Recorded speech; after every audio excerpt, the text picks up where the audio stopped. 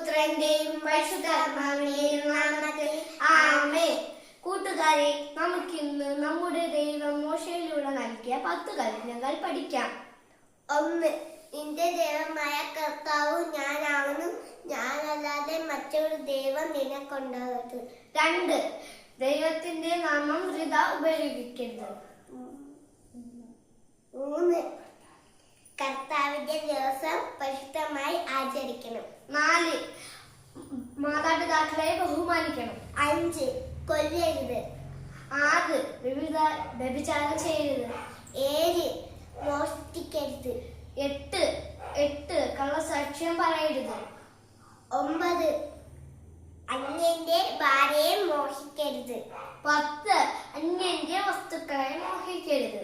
ഈ 10 കൽപ്പനകൾ 2 കൽപ്പനയായി സംഗ്രഹിക്കാം. 1. എല്ലാറ്റിനും ഉപരിയായി ദൈവത്തെ സ്നേഹിക്കണം. 2. തന്നെ പോലെ മറ്റുള്ള